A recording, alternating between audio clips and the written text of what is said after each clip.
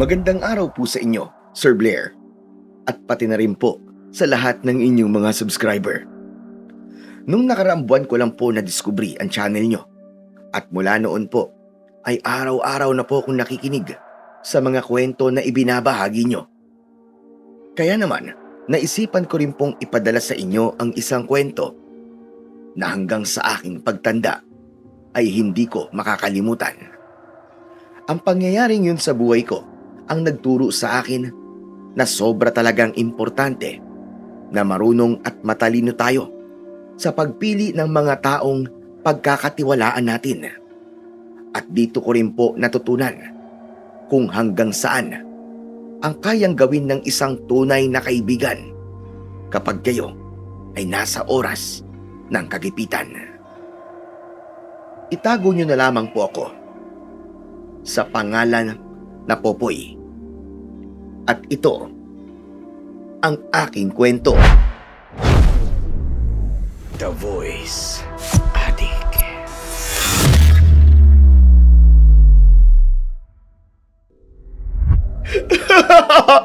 Ang galing mo talaga, Popoy! Ikaw na naman ang nagpanalo sa atin! Ang galing mo talaga maglaro ng basketball kahit kailan! Iba ka talaga! Sigurado ako na darating ang araw na magiging professional basketball player ka! Siguro naman ay bilib ka na sa akin ngayon. Sabi ko naman kasi sa'yo, Pekto eh. Walang panama yung grupo ni na Makmak sa atin. O sige, mamaya ako na ibibigay sa'yo yung parte mo sa premyo natin, ha? Sandali, tol. Tingnan mo si Makmak, palapit sa atin. Mukha siyang galit na bakulaw. Hoy, kayong dalawa. Ibalik nyo sa amin yung pera namin. Ang saya-saya nyo pa, ha? Nandaya lang naman kayo kaya kayo nanalo. Ganyan ba talaga ang palagi mong sasabihin kapag natatalo ka sa laro, Makmak? Palagi mong sasabihin na dinaya ka, ha? Wala na bang bago doon? Kasi, palagi kayo nandadaya naman eh. Ilang beses mo ba akong sinigo kanina, ha? Tapos yan si Pekto, parang truck ng basura kung makatulak. Talagang ginagamit niya ang katabaan at laki niya para madehado kami. Kung makaharang pa yan, parang napakalaking barikada sa gitna ng kalsada. Mga mandaraya talaga kayo. Huwag mo nga sinisisi ang laki ng katawan ni Pekto. Ang sisihin mo ay ang mga kasama mo at pati na rin ikaw. Wala kayong koordinasyon eh. Magkakagrupo kayo, pero para kayong mga magkakalaban kasi alatang nagpapaligsahan kayo kung sino sa inyo ang makakapuntos o mas magaling. Saka dapat ay matuto kang tumanggap ng pagkatalo. Hindi yung ganyan. Pangit yan eh. Tatanggapin ko lang ang pagkatalo kung malinis kayo maglaro. Sa bagay, ano bang laban namin sa inyo kung may kakampi kayong taong refrigerator? Hoy! Siraulo ka! Ako ba ang sinasabi mo taong refrigerator? Malamang ikaw nga. Sino pa ba rito may malapad na katawan? Di ba ikaw lang naman? Ano? Popoy, ipagtanggol mo naman ako! Oo, sandali lang. Hoy, Makmak, hindi refrigerator tong kaibigan ko, ha? Tukador lang siya. Akala ko may pagtatanggol mo ako. Bakit naman iniambing mo ako sa tukador? Parang mas malaki pa nga ang tukador sa refrigerator eh. Maliit na tukador ka lang, tol.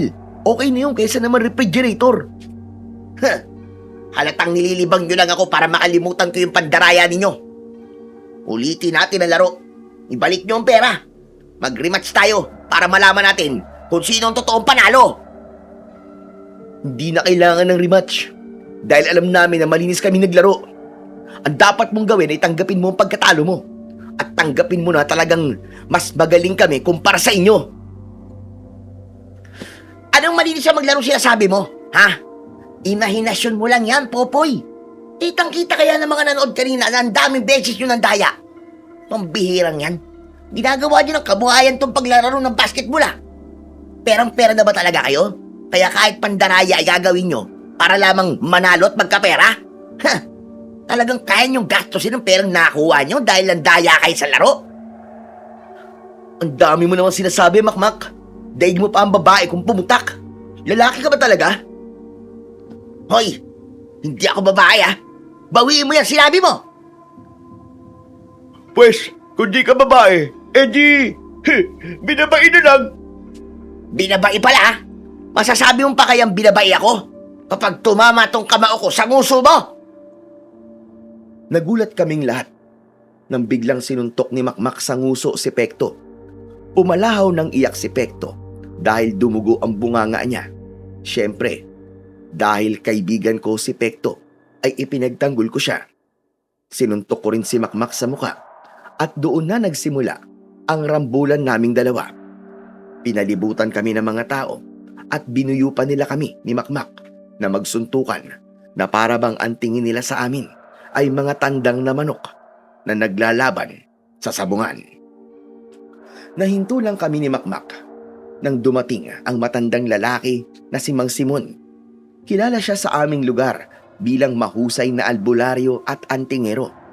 Parehas niya kaming hinampas ni Makmak ng tungkod niyang yantok. Ano bang nangyayari sa inyo at nag-aaway kayong dalawa? Para kayong mga sinapian ng demonyo!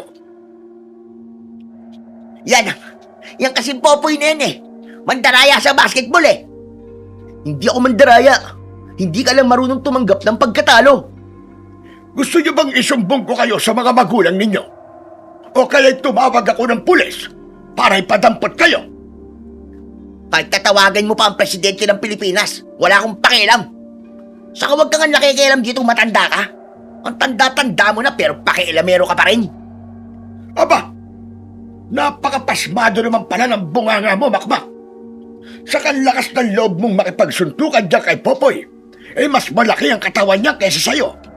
Tignan mo nga mukha mo. Konti na lang ay magmumukha ka ng ubi halaya sa dami ng pasa mo.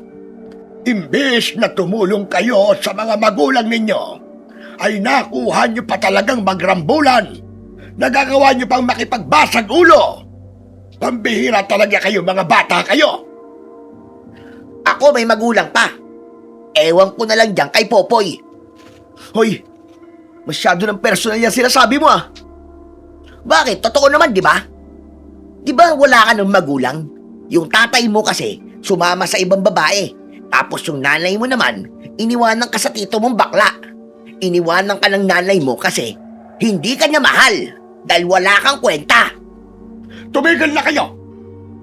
Umuwi na kayo sa mga bahay ninyo. Dahil kung hindi, ay gagamitan ko kayo ng pagiging antingero ko. Baka gusto niyong tanggalan ko kayo ng kakayahang makapagsalita. O kaya naman gawin ko kayong pilay nang hindi na kayo makapag-basketball. Hindi na ako nagsalita sa sinabing yun ni Mang Simon at hinila ko na si Pekto palayo sa basketball court. Naunang makarating si Pekto sa bahay nila, kaya mag-isa na akong naglakad pa uwi. Ang tindi talaga ng sapak sa ulo ng Makmak ngayon. Kapag natalo sa laro, palagi na lang niyang sinasabing dinaya siya. May araw din sa akin ng mokong na yun. Humanda talaga siya. Pagdating ko sa aming bahay, ay naabutan ko ang tito kong bakla na si Tita Chiki na pawis habang nakasuot ng neon green na leggings at nag-e-exercise sa sala. Ibinaba niya ang 2 dumbbells na hawak niya at lumapit siya sa akin. Gigil na gigil niya akong piningot sa tenga na para bang kumukurot siya sa lechon. Aray, tita, aray ko, sakit, tama na po. Aba, talagang dapat ka lang saktan. Pagkakain mo ng almusal na wala ka kagad, tapos babalik ka rito na may black eye ka. Pambihirang bata to. Kanino ka na naman nakipag-away, ha? Si Makmak po kasi. Napiko nung natalo namin sila sa basketball. Yan. Basketball na naman, puro ka basketball, puro ka bola. Imbis na tumutulong ka sa mga gawaing bahay dito, ay puro paglalaro ang inaatupag mo. Ay nako, tampak na ang labahan natin Ang dumi-dumi ng bahay, yung mga hugasin nasa lababo pa rin. Ang daming pwedeng gawin dito, pero hindi mo ginagawa. Napakatamad mo talaga, Popoy. At sa palagay mo ba, ay magkakapera ka sa pagbabasketball na yan, ha? Ay nako, ewan ko sa'yo. Oo po. Ito nga po, nanalo po kami sa laro. May 100 po ako rito. Talaga? Nasaan? Nasaan ang pera? Patingin. Ito ho. Napilitan kong ilabas ang 100 pesos sa aking bulsa. Mabilis naman na kinuha yon ni Tita Chiki. Maliit ito pero carry na to kesa wala. Kung ganito ba lagi ang ginagawa mo baka payaga kita mag-basketball ng buong araw hanggang sa lumawit ang dila mo. O, di ba? Nagkakapera po ako sa paglalaro ng basketball. Pero tita, pwede po bang pahingi ako kahit 20 pesos? Pambili ko lang po ng merienda mamaya. Tumigil ka, ayoko. Idadagdag ko to sa pambili natin ng bigas. Kailangan natin magtipid lalo na't humihina ang parlor ko dahil sa nagtayo ng barbershop si Erning. Ay naku, busy talagang Erning na yon. Masyado siyang oportunista. Akala ko bet niya ako kasi palagi siyang nakatambay sa parlor ko. Yun naman pala, pinapanood niya kung paano ko manggupit at nang natuto na siya, ayun, nagtayo siya ng barbershop at simula noon, hindi niya na ako pinuntahan sa parlor ko. Ayaw niyo po ba nun? Nakatulong po kayo kay Mang Erning na makapagpatayo ng sarili niyang negosyo. At bakit naman ako matutuwa, Aber, kung ang negosyo ko ang napeperwisyo dahil sa kanya? Nang dahil sa barbershop na yun ni Erning, ay kakaunti na lang ang nagpapagupit sa akin. At kapag wala na talaga nagpagupit sa akin, paano tayo mabubuhay, ha? Baka mamalimos na lang tayong dalawa para lang may makain. Diyos ko, ayoko mamalimos, ano? Pagtatawaran ako ng mga friendship ko. Ang OA mo naman, tita. Hindi naman siguro tayo aabot sa pagiging palaboy. Hayaan mo po at maghahanap ako ng may paligan ng basketball tapos lalaban kami ni Pekto. Para kapag nanalo kami, ay meron akong maibibigay sa inyong pera. Dapat lang na ibigay mo sa akin ang lahat ng perang makukuha mo. Dahil simula nang iwanan ka ng magaling mong magulang, ay ako nang nag-alaga sa'yo. Anyway, Highway, hugasan mo nga yung mga nasa lababo at pagkatapos ay maglaba ka. Habang ako naman ay ko-continue ang pag-aking pag-aerobics para naman ma-maintain ko ang aking beautiful body. Malay mo, may afam na maakit sa aking alindog tapos dalhin ako ng ibang bansa. At magbubuhay reyna na ako roon. O, di ba, bongga? Ha? Tita Chigi, hindi po ba? Katawan lang naman po nagbabago kapag nag-e-exercise at hindi naman kasama ang mukha doon. Sa tingin niyo po ba may foreigner na magkakagusto sa inyo kahit ganyan ang pagmumukha nyo? Hoy! Wisit ka! For your information, ganitong face lock ang bet na mga afam, ano? Yung exotic. Alam mo, ang dami pang sinasabi. Gawin mo na lang ang pinapagawa ko sa'yo para naman matuwa ko sa'yo. Hala, kuminos ka na! Suserang bata ito. Hinayaan ko na si Tita Chiki sa kanyang ginagawa. Agad kong hinugasan ang mga hugasin sa lababo. Sa totoo lang, Sir Blair, madalas ay hindi maganda ang trato ni Tita Chiki sa akin. Sa akin niya inaasa ang lahat ng mga gawaing bahay at minsan ay masakit siyang magsalita. Ngunit ayos lang yun sa akin dahil naniniwala ako na napakalaki ng sakripisyo niya simula nang siya na ang tumayong magulang ko. Hindi man niya ako nakapagtapos ng high school, ay nagpapasalamat pa rin ako na binuhay niya ako. Isang hapon, nasa basketball court kami ni Pekto habang naglalaro ng basketball. Nang napagod kami, ay umupo kami sa mahabang upuan na gawa sa kawayan na nasa gilid ng court. Nakita mo ba si Makmak? Grabe pala talaga yung ginawa mo sa kanya, tol. Halos wala nang paglagay ng pasa yung mukha niya. Alam mo, kung hindi ka magiging professional basketball player, ay subukan mo maging boksingero. Pwede ka rin dun. Ayoko nga. Pagbabasketball lang talagang gusto ko, no? Kaya nga panay ang laro ko dito sa atin kasi malay mo, may makakita sa atin na coach ng basketball, tapos magalingan siya sa akin. Tapos kukunin niya ako at dadalhin niya ako sa Maynila para tuparin ko ang pangarap ko ron. Parang imposible naman yung sinasabi mo. Mukhang walang coach sa pupunta dito sa lugar natin. Kasi bukod sa malayo tayo sa Kabiasnan, ay sobrang liblib pa nitong baryo natin. Malay mo naman. Sa panahon ngayon lahat ay posible na mangyari. Saka malakas talaga ang pakiramdam ko na ang pagbabasketball ang mag-aahon sa amin ni Tita Chiki sa kahirapan. Sus! Huwag mo nang isama sa pag-ahon mo sa kahirapan yung Tita Chiki mo. Kung pahirapan ka kasi niya, daig pa niya yung stepmother ni Cinderella eh. Ikaw naman, Pekto. Hindi pwedeng hindi ko isama si Tita Chiki kapag yumaman ako. Kahit masama ang ugali niya ay hindi pa rin mabubura na siya ang nag-alaga sa akin mula nung iwanan ako ng tatay at nanay ko sa kanya. Oo nga pala, bumili ka ng ice water sa tindahan at nauuhaw ako. Ha?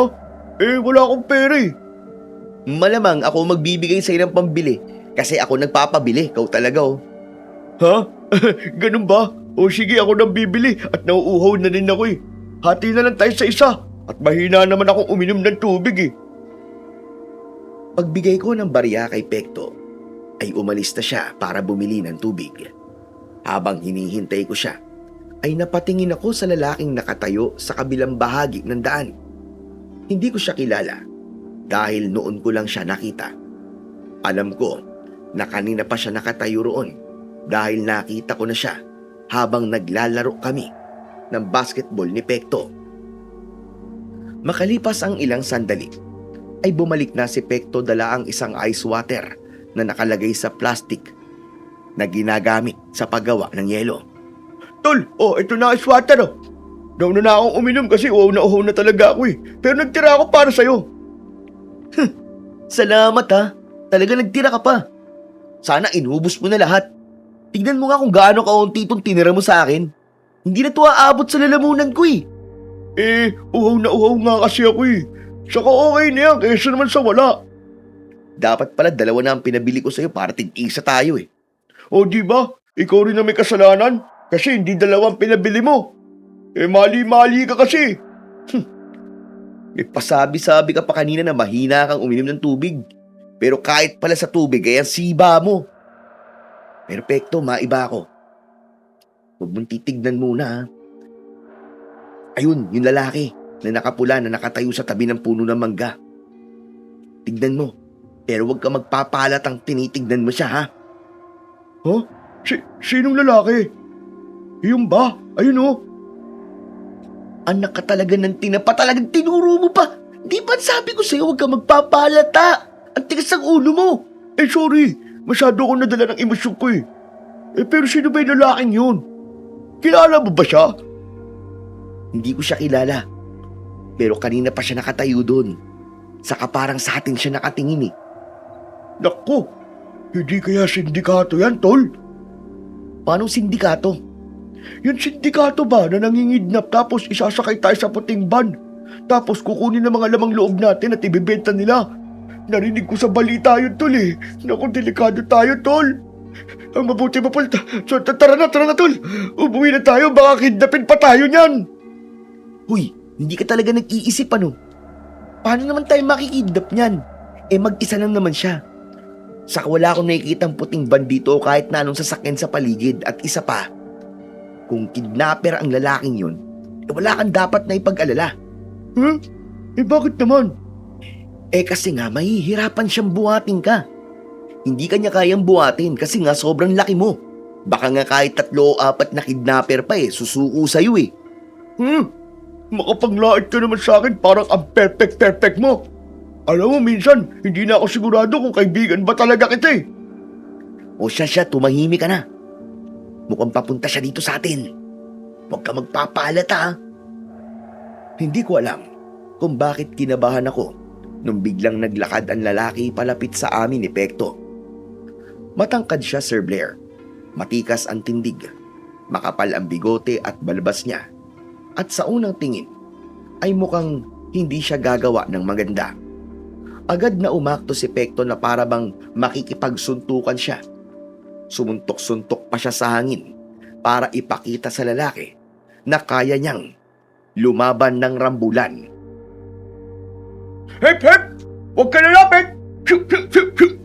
Diyan ka lang! Kung kidnapper ka, huwag mo nang tangkain na kidnapin kami kasi mahihirapan kang buhatin ako! Nakikita mo ba itong laki ko? Hindi ako kidnapper at hindi rin ako masamang tao. Talaga? Paano kung nagsisinungaling ka lang?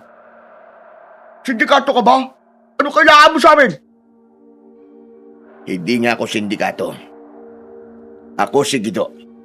Ako ang kapitan ng San Martin. Teka. San Martin? San po yun? Parang ngayon lang namin narinig ang lugar na yan ah.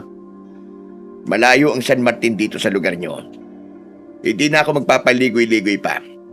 Nakita ko kasi kung paano kayo maglaro ng basketball kanina. At aminado ko na mahusay kayong dalawa. Lalo ka na. Pamprofesional lang galaw mo. Naku, maraming salamat po. Sandali. Isa po ba kayong coach? Naghahanap ka po ba ng basketball player na ititrain mo at dadalhin sa Maynila? Pwede po ako dun. Sasama na po ako sa inyo kahit ngayon din. Kailan po ba tayo aalis para makapag-impake na po ako? Teka. Pasensya na pero hindi ako coach. Pero naghahanap ako ng mahuhusay na maglaro ng basketball upang lumaban sa paliga sa aming baryo. Kulang kasi ng 2 manlalaro ang isang kupunan sa aming paliga. Kaya tatanungin ko sana kayo kung gusto niyo sumali sa aming paliga. May papremyo po ba yan? Baka kasi mapapagod lang kami sa wala eh. Hindi po kami papayag kapag ganun. Meron. Bukod sa tropeyo, ay meron din perang matatanggap ang mananalo. Pagkain po ba meron din? May libre po ba pagkain kapag pumayag kami? Oo naman, walang problema. Kasama na ang pagkain nyo kapag pumayag kayo. Tapos, sa susunod na linggo ang aming piyesta.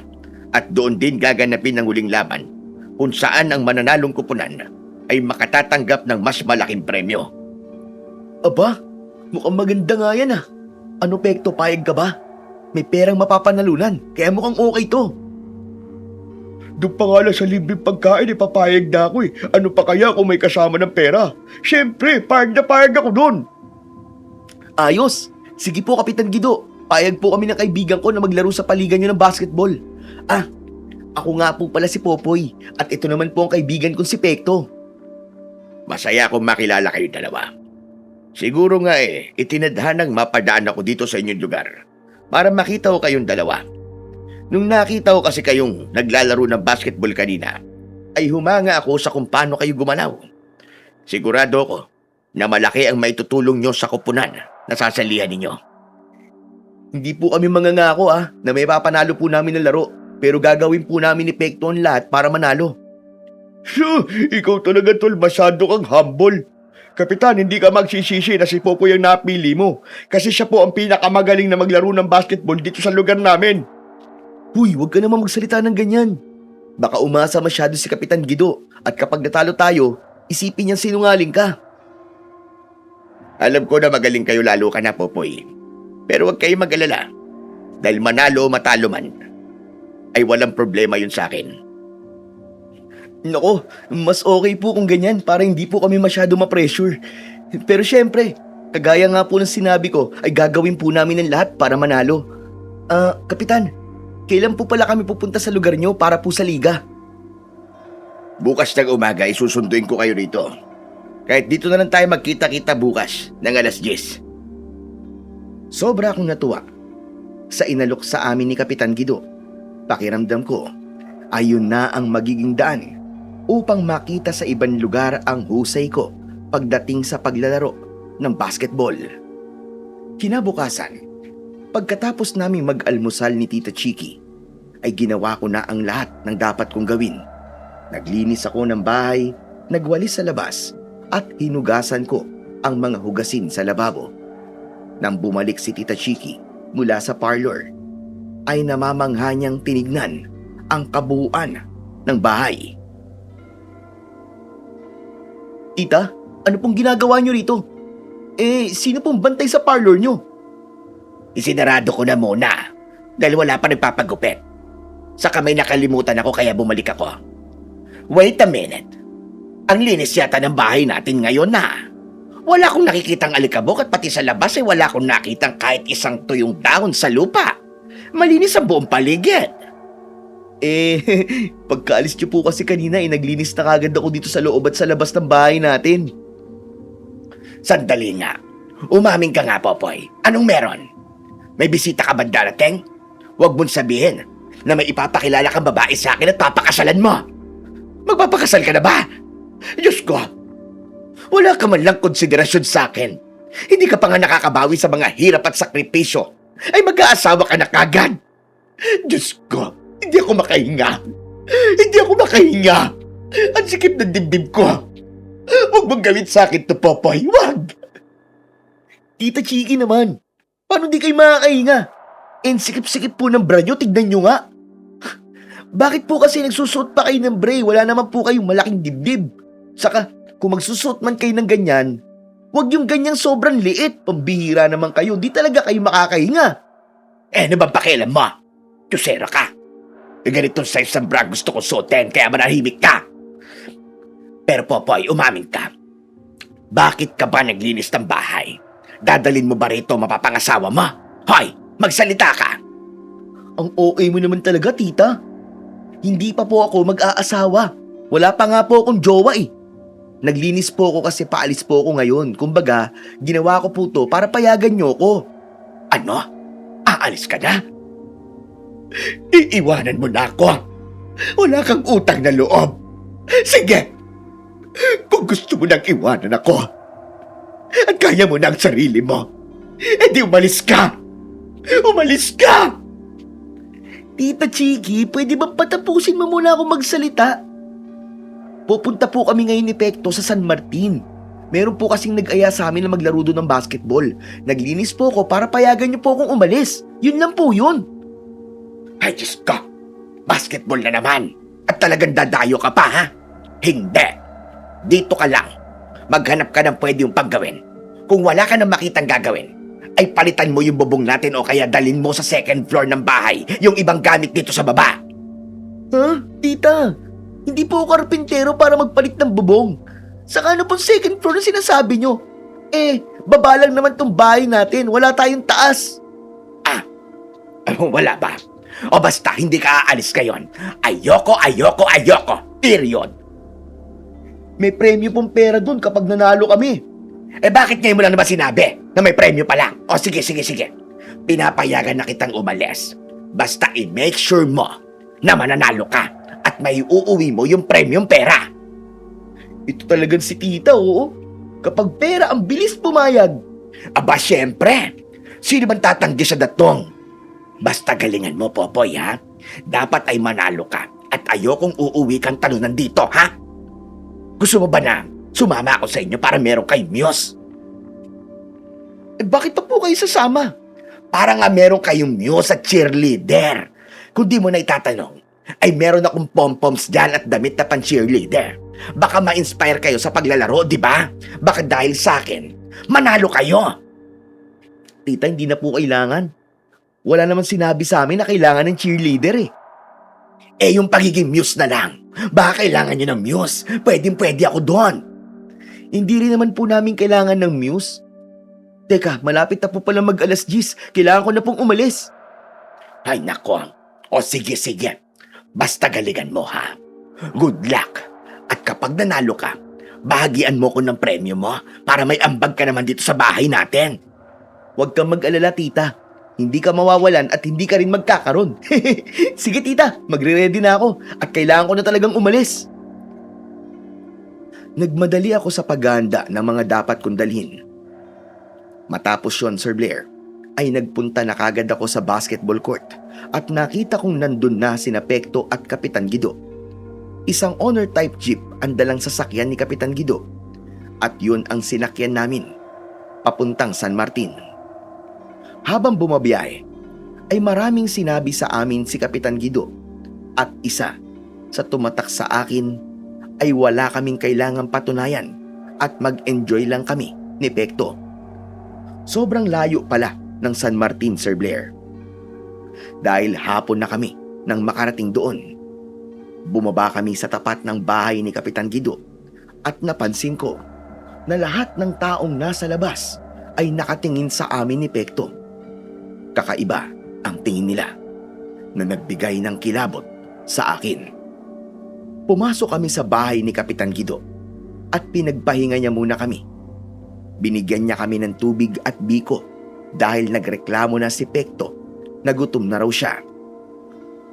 Kumain lang kayo dyan, ha? Kung kulang pa yung biko nyo, meron pa sa kusina. Kumuha lang kayo ron. Meron ka po ba lechon o kaya kahit pansit man lang, Kapitan? Hoy, ano ka ba, Pekto? Di ka na nahiya. Kapitan, pasensya ka na po dito sa kaibigan ko, ha. Masanay ka na po kasi talagang masiba to sa pagkain eh. Tignan nyo naman ang katawan. Ayos lang. Pero sa ngayon kasi, ay mga normal na pagkain pa lang ang pwede ko maibigay sa inyo. Ngunit sa mismong araw ng kapistahan dito sa amin, ay maghahanda kami ng maraming masasarap na pagkain. Kaya kung papalaring kayong manalo sa laro ninyo, mamaya ay makakabalik pa kayo rito. Ayos! Excited na ako sa piyesta nyo na yan, Kapitan. Kaya tol, galingan natin ha, para manalo tayo at makabalik pa tayo sa Grand Finals. Sus, halatang kaya gusto mong manalo dahil sa pagkain eh. Ah, oo nga pala, Kapitan. Anong oras po magsisimula ang laro? Mamayang 10:00 ng gabi. Mamaya ay ipapakilala ko na kayo sa mga magiging kakampi nyo. Teka, tama po bang pagkakarinig namin? 10:00 po ng gabi ang umpisa ng laro? Hindi po ba masyado ng late ang ganong oras?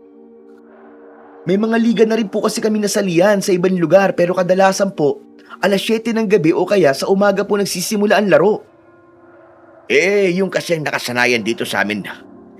Mas ganado kasi mga manlalaro namin sa ganong oras. Ano ka ba, tol? Iba't ibang lugar, iba't iba rin ang patakaran. Kung trip nila na gabing-gabi simula ng laro, wala na tayong magagawa kasi dahil lang naman tayo rito eh.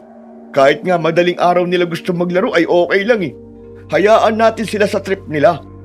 Huwag ka na magreklamo. Sabi nga walang basagan ng trip. Hindi naman ako nagrereklamo nagtatanong lang ako. Kasi nagtataka ako sa oras ng simula ng laro ni na Kapitan Guido dito. Pwede kong baguhin ang oras ng laro. Walang problema sa bagay na yon. Anong oras niyo ba gusto maglaro? Naku Kapitan, hindi niyo na po kailangan baguhin ang oras. Kung yun po ang oras na nagsisimula po ang laro ninyo at nakasanayan nyo na yun, wala pong problema sa amin. Talaga nagtataka lang po talaga ako. Sigurado ka ba, Popoy? Opo, sigurado po ako. Saka para medyo may oras pa po kami para makapagpahinga. Kung ganun, okay na pala lahat. Ang kailangan nyo na lang gawin ay magpahinga para sa laban nyo mamaya. Oo nga pala, iiwan ko muna kayo rito dahil may mga kailangan pa akong gawin. Kumain lang kayo at kung gusto nyo magpahinga ay gamitin nyo yung kwarto ko. Ituring nyo na parang sa inyo ang bahay na ito. Nang umalis si Kapitan Guido, ay ipinagpatuloy namin ni Pekto ang pagkain. Hindi ko maintindihan, Sir Blair, kung bakit sa kabila ng kabaitan ni Kapitan Guido, ay tila mabigat ang loob ko sa kanya.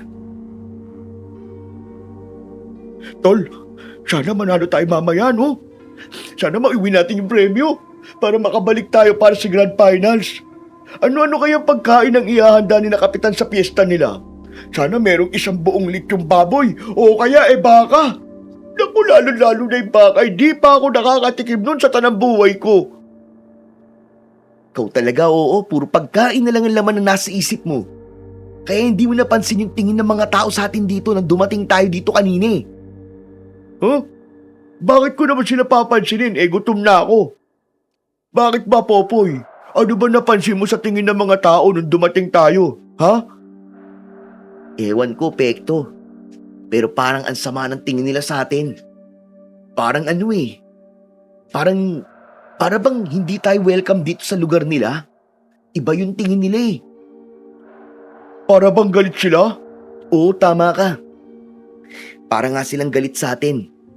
Yung tipong parang kakainin nila tayo ng buhay. Ganun yung nakita ko. At bakit naman nila tayo kakainin ng buhay? Bakit? Mga aswang ba sila? Aswang lang ang gumagawa ng ganun.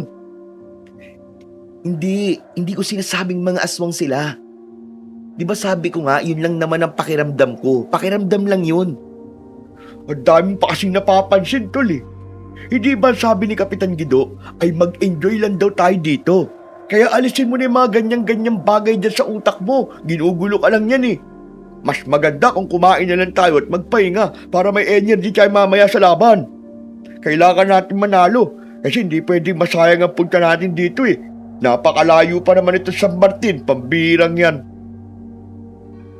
Hindi ko na sinagot ang sinabing yun ng kaibigan kong si Pekto. Napagtanto ko, Sir Blair, na may tama siya. Hindi makakatulong kung mag-iisip ako ng negatibong bagay tungkol sa lugar na yon dahil baka makaapekto yon sa laro namin mamaya. Pagsapit ng 9:00 ng gabi, ay naghanda na kami ni Pekto. Nag-ready na kami at dinala na kami ni Kapitan Guido sa basketball court. May mga tao nang naroon na nakapalibot sa basketball court at ipinakilala na kami ni Kapitan Guido sa mga kasama namin sa team. Nang sumapit na ang 10:00 ng gabi, ay nagsimula na ang laro. Naging mabilis ang paggawa ng puntos ng dalawang magkalaban na kupunan. Nang napunta sa akin ang bola, ay mabilis akong umiwas sa depensa ng kalaban gamit ang crossover move. Saka tumira ko ng layup. Maya-maya pa ay sunod-sunod na akong pumukol ng 3 at doon ko naramdaman na unti-unti nang nawawalan ng kumpiyansa ang kabilang koponan habang lumalaki na ang lamang namin sa kanila. Pagsapit ng huling minuto, 5 puntos na ang lamang namin. Pilit pang humahabol ang kalaban pero naagaw ko bigla ang bola. Mabilis akong tumakbo papunta sa kabilang ring at matagumpay kong naipasok ang bola. At sa pagtatapos ng aming laro, ay napakasaya namin ni Pekto dahil kami ang nanalo. Nagtaka kami nang kami lang ni Pekto ang naiwan sa gitna. Lumapit sa amin si Kapitan Guido at laking gulat namin nang nagbago ang kanyang itsura, maging ang lahat ng mga taong nakapaligid sa amin. Nagmukha silang mga halimaw na parabang uhaw na uhaw sa dugo. Popoy! Ano nangyari? Bakit napapangit nilang lahat? Anong ibig sabihin nito? Bakit ganyan ang mga itsura nyo? Sino ba kayo? Dahil lahat ng nakatira dito sa San Martin ay mga aswang. Tol, mga aswang pala sila. Patay tayo nito.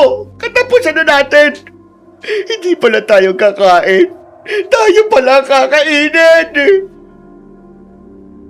Ngayon ay alam ko na kung bakit napakabigat ng pakiramdam ko sa'yo at sa mga tao rito. Mga aswang pala kayo. Anong gagawin nyo sa amin, ha? Kakainin nyo kami? O iaalay sa Panginoon nyo para mas maging malakas kayo? Kung inaakala nyo na basta na lang kaming papayag na gawin nyo ang balak nyo sa amin, nagkakamali kayo. Lalaban kami hanggang kamatayan. Hoy, ano ba sinasabi mo lalaban? Tingnan mo nga. Napakarami nila, tol. Napapalibutan nila tayo. Anong laban natin? Dalawa lang tayo dito. Katapusan na natin. Sa ngayon, ay wala pa kayong dapat na ipag-alala. Dahil isa sa inyo ay makakabalik pa sa inyong baryo. At ikaw yun, Popoy. Ano? Ako lang ang kakainin nyo. Naku, wag ako. Makolesterol ako. Sasakit ang mga batok niyo sa akin at ma-high blood kayo. Bakit ako lang ang makakabalik? Anong gagawin nyo sa kaibigan ko, ha? Anong gagawin nyo kay Pekto? Kung iniisip nyo na gaya kami ng ibang aswang na basta na lamang pumapatay, ay nagkakamali kayo. Kahit papano, ay binibigyan namin ng pag-asa na makaligtas sa mga taong tinadala namin dito sa aming lugar. Ang totoo, ang pag-aya ko sa inyo na maglaro dito ay isang pain lamang upang madala ko kayo rito nang walang kahirap-hirap. At sigurado ako na hindi kami ang una mong ginamitan ng panlulokong yan. Ilan ang dinala mo rito at pinatay ninyo? Sa totoo lang, hindi ko na mabilang kung ilan. Hindi ko na mabilang kung ilan ng tao ang pinagpiestahan namin. Ngunit ito ay tradisyon na rito sa aming lugar, bago at sa mismong araw ng aming kapistahan. Kapitan, parang awa mo na. Ayoko pa mamatay. Hindi pa ako nagkakajowa. Baka wala mo na lang kami at pangako. Hindi namin sasabihin sa kahit na kanino na may aswang dito. Mapagkakatiwalaan mo kami. Maawa ka. Mapagkakatiwalaan kami. Di ba, Popoy? Mapagkakatiwalaan tayo? Sa palagay mo ba, ay taga ako para gawin yung sinabi mo? Ako ang masusunod sa lugar na ito. Dahil ako ang namumuno dito. At gaya ng sinabi ko, Si Popoy lamang ang makakabalik sa baryo ninyo. At si Pekto, anong gagawin niyo sa kanya? Hindi ba't sinabi ko na? Hindi kami ang uri ng mga aswang na basta na lamang pumapatay ng tao. Gusto rin namin ang laro at malibang. Ang gagawin mo ay aalis ka rito at babalik ka sa baryo nyo. Sa araw ng aming kapistahan ay babalik ka rito at dapat may kasama kang isang tao na makakasama mo sa huling laro. Kapag nanalo kayo, makakaalis kayo ng buhay at ligtas. Pero kung hindi, kayo ang aming magiging handa sa aming kapistahan. Sa madaling salita, nasa inyong mga kamay ang magiging kapalaran ng inyong kaibigan. Ang lakas din ng trip niyo, no? Kung papatayin mo kami, patayin mo na kami ngayon! Hindi yung ang daming panseremonyas! Tol, ano ba yung sinasabi mo? Ayoko pa mamatay. Marami pa akong pagkain gustong kainin. Saka pag namatay tayo, paano na ang pamilya natin? Isipin mo nga yun. Gawin mo na lamang ang gusto niya. Sumunod ka na lang. O sige. Pumapayag na ako sa gusto mo. Pero dapat tumupad ka sa mga sinabi mo, ha? Sa oras na matalo namin ang kalaban namin sa susunod na laro, ay hindi mo kami sasaktan at hahayaan mo kaming makabalik sa aming baryo. May isa akong salita at tumutupad ako sa mga pangako ko. Isang malaking kahihiyan sa aking nasasakupan kung hindi ko gagawin ang mga sinabi ko. Panghahawakan ko yung mga sinabi mo sa akin ngayon. At kapag hindi ka tumupad sa pinag-usapan natin ngayong gabi, ay gagawin ko ang lahat upang mabura ang baryong ito. Kasama ka na at ang lahat ng mga aswang na narito. Ganyan ang gusto ko. Yung matapang. Sa ngayon, ay wala pa kayong dapat na ipag-alala. Tapos na ang palaro. At pwede ka na magpahinga sa aking bahay. Inutusan ni Kapitan Guido ang dalawang lalaking aswang na kunin si Pekto. Agad na tumalima ang mga aswang at hinawakan nila ang kaibigan ko para buhatin. Pero dahil sa bigat ni Pekto, ay nahirapan ang dalawang aswang na buhatin siya. Bitiwan niya ako! Bitiwan niya ako! Popoy, tulungan mo ako! Ano ba? Ano ba? Sinabi na bitiwan niyo ako! Bitiwan niyo ako! Hoy!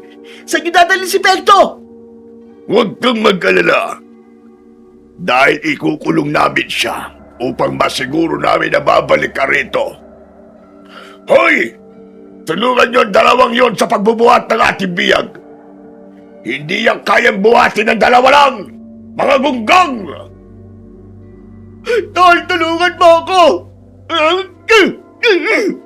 Huwag niyo akong hawakan! Ang papangit ninyo! Tol! Ililigtas kita, pangako yan! Maraming aswang ang nagtulong-tulong para buhatin si Pekto. Habang inilalayo sa akin si Pekto, ay nagkaroon ako ng kagustuhan na tulungan siya. Pero naisip ko na kung gagawin ko yun, ay baka parehas kaming mamatay. Sa dami ng aswang na naroon, ay hindi imposibleng mamatay kami sa oras na pumalag o lumaban ako. Hanggang sa napilitan akong magpalipas ng gabi sa bahay ni Kapitan Guido, hindi ako natulog. Dahil pakiramdam ko ay merong masamang mangyayari sa sandaling makaidlip ako. Isa pa sa dahilan kung bakit hindi ako dinalaw ng antok ay dahil sa tindi ng pag-aalala ko kay Pekto. Pagsapit ng umaga ay dumating si Kapitan Guido. Nakaupo lang ako sa isang sulok at agad akong tumayo. Tara na. Iatid na kita sa inyo. Ang bait mo naman. Talagang mag-aabala ka pa para ihatid ako. Pwede ka naman maglakad kung gusto mo. Oo na. Pumapayag na akong ihatid mo ko. Pero gusto ko munang makita si Pekto. Gusto kong makasiguro na okay at buhay siya. Baka kasi kinain na ng mga alagad mong aswang ang kaibigan ko eh. Bakit? Wala ka bang tiwala sa akin? Bakit din? Sino ba magkakaroon ng tiwala sa aswang na kagaya mo? Huwag ka na maraming sinasabi. Ipakita mo muna sa akin ang kaibigan ko. Halika. Sumunod ka sa akin. Sinundan ko si Kapitan Guido. Matalim ang mga mata ko habang nakatitig sa likod niya. Gusto ko na siyang bugbugin ng oras na yon kung hindi lang niya hawak si Pekto. Makalipas ang ilang sandali, ay nakarating kami sa kinaroroonan ni Pekto. Nakakulong siya sa kulungang gawa sa kawayan.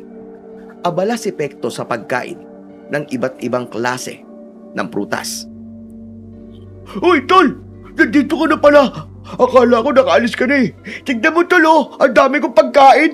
Ang sasarap pala ng mga prutas nila rito, lalo na itong mangga. Tignan mo! Sobrang tamis! Parang magkakadabetes ka yata! Langya ka? Iniisip ko pa naman hindi maganda ang lagay mo kaya nag-request ako na makita ka bago ako umalis. Yun naman pala nag-e-enjoy ka sa kulungan mo kasi ang dami mong pagkain. Parang di mo naman ako kilala. Basta may pagkain, okay na okay ako. Nag-request nga ako ng iniyaw na baboy. Mamaya raw, bibigyan nila ako. Oh, di ba? Ang babait nila. Huwag kang kumain ng kahit na anong karne na ibibigay nila. Yan ang tatandaan mo. Huh? Eh bakit naman? Masarap yun ah. Eh paano kung karne pala ng tao yun? Sige nga. Baka mamaya ay maging aswang ka pa kapag nakakain ka ng ganun. Aba, oo nga no. Sige, pagtitiisan ko na lang muna itong mga prutas. Pero tol, pangako ka, balikan mo ako rito ha. Kahit maraming masasarap na prutas dito, ay gusto ko pa rin umuwi sa pamilya ko. Huwag kang mag-alala dahil babalikan talaga kita rito. Tama na yan. Kailangan mo nang umalis para makabalik ka kagad sa lugar nyo.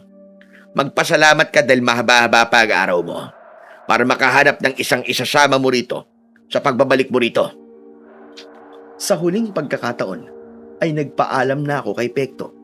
Hindi nagtagal ay sakay na ako ng honor type jeep ni Kapitan Guido. Seryoso ang muka ni Kapitan habang nagmamaneho. Ayos din ang trip nyo, no? Para kayo naglalaro lang ah. Nakalimutan mo na ba ang sinabi ko sa inyo kagabi? Tradisyon na aming ginagawa. Ibig sabihin, yun na ang aming nakasanayan. Kahit naman kayong mga tao ay may mga tradisyon din na maging kayo ay hindi nyo alam kung bakit paulit-ulit yung ginagawa. Pero nagkamali ka na pinapunta nyo sa baryo nyo dahil hindi mo alam kung gaano ako kagaling na maglaro ng basketball. Sigurado ako na kami ang mananalo sa susunod na laro. Kaya tiwala ako na makakaalis kami ng San Martin ng ligtas. Nakita mo naman ang naging laban namin kagabi, di ba? Kami ang nanalo. Sinadyang magpatalo ng kalaban nyo kagabi. Pero huwag kang mag-alala. Dahil sa huling laro ninyo, ay maglalaro na sila ng patas. Oo nga pala, gusto kong ipaalam sa'yo na hindi mo pwedeng sabihin sa kahit na sino ang lahat ng nalaban mo kagabi. Tandaan mo, hawak namin ang buhay ng kaibigan mo.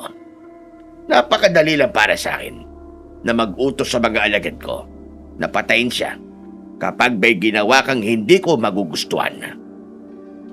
E di inamin mo rin. Natakot kang may makalam tungkol sa lugar nyo at kung anong ginagawa nyo ron. Pero huwag kang mag-alala, Kapitan. Hindi ko ilalagay sa panganib ang buhay ni Pekto. Basta siguraduhin nyo lang na habang wala ako, ay hinding-hindi nyo siya sasaktan. Hanggat wala kang ginagawan labag sa aking paningin, ay mananatiling ligtas ang kaibigan mo. Kailan pala ang piyesta sa inyo? Sa darating na Biyernes, susunduin ulit kita sa araw na yon. Kaparehas ng oras ng unang beses na sinundo ko kayo. At huwag mong kakalimutan na magsama ng isang tao na magiging kakampi mo sa paglalaro. Hindi na ako nagsalita at itinuon ko ang aking mata sa aming dinadaanan. Hindi pa rin nawala ang pag-aalala ko para kay Pekto dahil hanggang sa sandaling yon ay hindi pa rin ako tiwala na hindi nila sasaktan ang kaibigan ko. Ngunit wala akong magagawa kundi ang sumunod kay Kapitan Guido dahil hawak niya ang buhay ni Pekto. Hapon na nang nakarating kami sa bahay. Akala ko ay aalis na si Kapitan Guido, pero sinabi niya na gusto niyang uminom ng tubig dahil nauuhaw siya. Labag man sa kalooban ko, ay napilitan akong papasukin sa bahay si Kapitan Guido.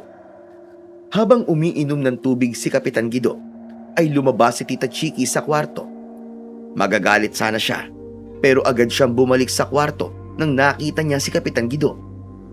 Makalipas ang ilang sandali, ay lumabas si Tita Chiki at nakasuot na siya ng puting gown na ginamit niya nung sumali siya sa Miss Gay nung nakaraang taon. Oh, ano nangyari sa'yo, tita? Bakit ganyan bigla ang suot mo? Nasa bahay ka lang naman ah. May sagala ba? Ano ka ba? Hindi ba pambahay ko lang ang mga ganitong outfit? Sandali. Bakit hindi mo naman sinabi sa akin na meron pala tayong gwapong bisita ngayon? Baka naman pwede mo akong ipakilala sa kanya.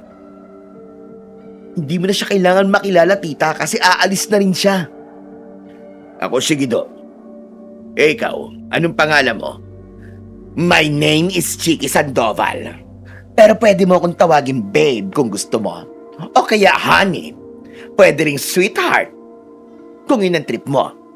Mamili ka na lamang sa mga yon. Kahit ano ay tatanggapin ko ah. Tita, napakaharot mo talaga. Ngayon mo lang nakita yung tao. Eh bakit ba? Pakialamero ka. Kusera to. Ikinagagala kitang makilala, Chiki. Gusto pa sana kitang makakwentuhan na matagal. Pero totoo naman ang sinabi ni Popoy kanina. Kailangan ko nang umalis. Ay, ganon? Nakakalungkot naman. Eh, kailan ka ba babalik dito? Sa Biyernes. Magkita na lang ulit tayo sa araw na yon. Hihintayin kita, Guido ah. Kahit magunaw ang mundo, maghihintay talaga ako sa iyo.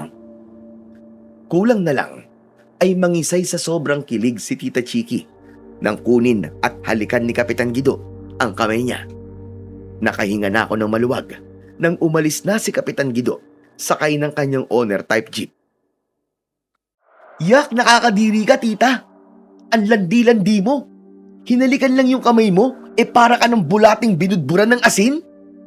Eh, ano ba pakialam mo? Mapipigilan ko ba ang sarili ko kung kinilig ako? Sa kasino bang babae at binabae ang hindi kikiligin kay Guido, ano? Ang gwapo-gwapo niya. Para siya yung klase ng lalaki na kaya akong protektahan. Para siyang si Richard Gomez na nakasuot ng pang-Captain Barbell.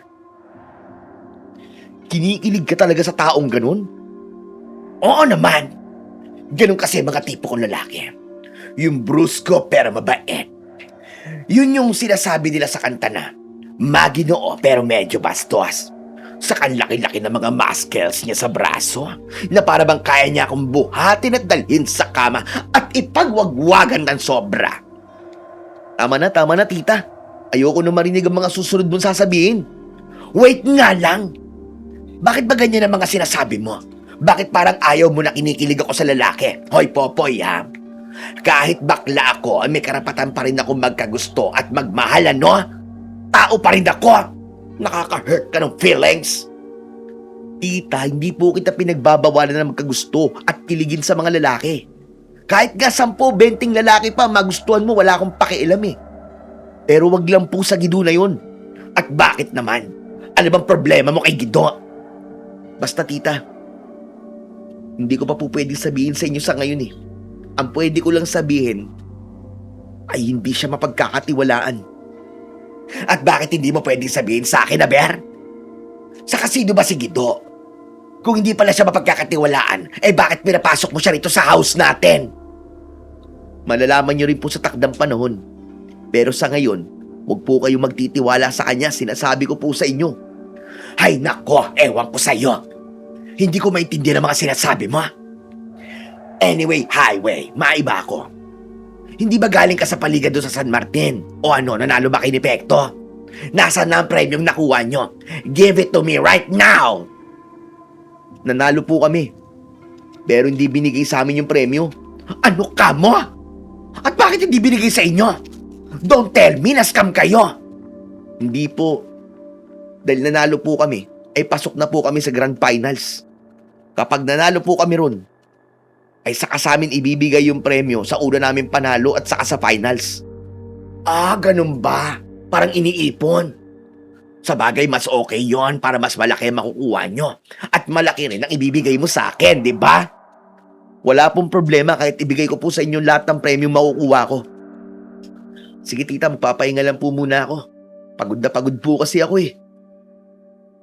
Hinayaan ni Tita Chiki na makapagpahinga muna ako. Pagpasok ko sa aking kwarto ay humiga ako sa papag at tumingin sa kawalan.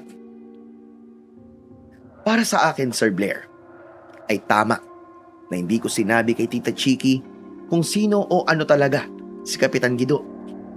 Natakot kasi ako na baka kapag sinabi kong aswang si Kapitan Guido at kung anong nangyayari kay Pekto, ay sabihin ni Tita Chiki yon sa pamilya ni Pekto. Kapag ganun kasi ang nangyari, ay paniguradong kikilos talaga ang pamilya ni Pekto at hindi yun magugustuhan ni Kapitan Guido. Meron pa akong 3 araw upang maghanap ng taong isasama ko sa San Martin, pero alam kong mahihirapan akong pumili kung sino ang dapat kong isama. Kailangan kasi ay mahusay din siyang maglaro ng basketball upang masiguro ko ang aming pagkapanalo at pati na rin ang kaligtasan ni Pekto. Isang umaga ay inutusan ako ni Tita Chiki na bumili ng suka sa tindahan. Pagdating ko sa tindahan ay naroon si Makmak. Nakatalikod siya at kausap niya yung tindera, kaya hindi niya ako kita. Sige na, Aling Marie. Pautang ako kahit 1,000. Pangako, ibabalik ko sa katapusan. Kailangan ko lang talaga ng pera ngayon eh. Narinig ko ang sinabi ni Aling Marie na ayaw nitong pautangin si Makmak ng 1,000 dahil wala daw itong tiwalang magbabayad si Makmak. Pagharap ni Makmak ay nagulat siya pagkakita sa akin. Napansin ko na namumugto ang mga mata niya hanggang sa isang ideya ang pumasok sa utak ko. Tumabi ka nga dyan. Huwag kang paharang-harang sa daraanan ko at mainit ang ulo ko ngayon ha. Baka sa'yo ko ibuhos tong bad trip ko. Makmak, narinig ko na nangungutang ka kay Aling Marie ng pera. Saan mo pala gagamitin yung pera? Wala ka ng pakialam doon. Palalaki mong tao'y napaka-chismoso mo. Kung gusto mo, pwede kitang pautangin. Huwag mo ko niloloko ha. Ikaw, may pera? Meron akong ipon, Makmak. Palagi kasi ako nagtatabi ng pera kapag nananalo ko sa paglalaro ng basketball. Pambili ko sana yun ng sapatos eh. Pero, pwede kong ipahiram muna sa'yo. Kasi mukhang mas kailangan mo yun eh. Bakit parang ang bait mo sa akin ngayon? Siguro, may pinaplano kang masama sa akin, no? Makmak, wala akong planong masama sa'yo. Di ba pwedeng gusto lang kitang tulungan? Saka ikaw lang naman tong palagi akong inaaway eh. Kaya inaaway na rin kita. O ano? Gusto bang pautangin kita? Bakit ba? Saan ba gagamitin yung 1,000? Ano kasi? Popoy, nasa ospital ang nanay ko ngayon. At may mga gamot akong kailangan bilhin. Walang trabaho ang tatay ko. Kaya ako nang gumagawa ng paraan na maghanap ng pambili ng gamot. Naku, kawawa naman ang nanay mo. Pero huwag ka mag-alala. Papautangin kita ng 1,000 at hindi ko natutubuan. Talaga? Teka, baka niloloko mo lang ako ha? Bibigwasan talaga kita ng isa. Oo nga, seryoso ko. Saka bibigyan din kita ng isa pang mapagkakakitaan ng pera. Kasi sigurado ko na hindi lang 1,000 ang kailangan mo. Teka, anong pagkakakitaan yan? Huwag lang iligal. Dahil ayoko ng ganon. Hindi to illegal. Bukas kasi ay dadayo ko ng laro ng basketball sa isang baryo. Finals na yun at merong premyo. Gusto bang sumama kasi kulang pa ako ng isang miyembro sa grupo namin eh. Bakit ako pa napili mo? Ang dami dito sa atin na naglalaro ng basketball. Siyempre, kailangan mo ng pera eh. Saka alam ko na magaling ka maglaro. Kung ikaw ang kukunin ko, sigurado na ang pagkapanalo natin. O ano, payag ka na ba? Sige, payag ako. Sayang din kasi yung premyo. Teka, saan nga pala tayo dadayo ng laro? Dun sa San Martin. Bukas ng umaga ay susunduin tayo ni Kapitan Guido sa may basketball court. Dapat ay nandun ka na bago mag alas 10 ng umaga. Teka, sinong Kapitan Guido? Saka saan ba yung San Martin? Ngayon ko lang kasi narinig ang lugar na sinabi mo eh. Huwag ka na magtanong kasi bukas ay malalaman mo rin ang lahat ng dapat mo malaman. Basta bukas alas 10 ng umaga dapat nasa covered court ka na. Yung 1,000 nga pala dadaan ko na lang sa bahay nyo. May pinapabili pa kasi sa akin si Tita Chiki. Nang umalis na si Makmak, ay doon ko lang napansin si Mang Simon na nasa likuran ko. Ngumiti ako sa kanya at binili ko na ang pinabibili ni Tita Chiki. Matapos kong bumili, ay umuwi na ako at inabot kay Tita Chiki ang pinabili niya. Kumuha ako ng 1,000 sa perang iniipon ko at binigay ko yon kay Makmak. Pagbalik ko sa bahay, ay nanatili ako sa labas. Maya-maya ay nakita ko si Mang Simon na nakatayo sa harapan ng aming bahay. Inisip ko na meron siyang kailangan, kaya lumapit ako sa kanya. Mabuti ikaw nang lumapit sa akin. Bago pa kitang tawagin. Parang napaka-importante po nang sasabihin niyo sa akin Tama po ba?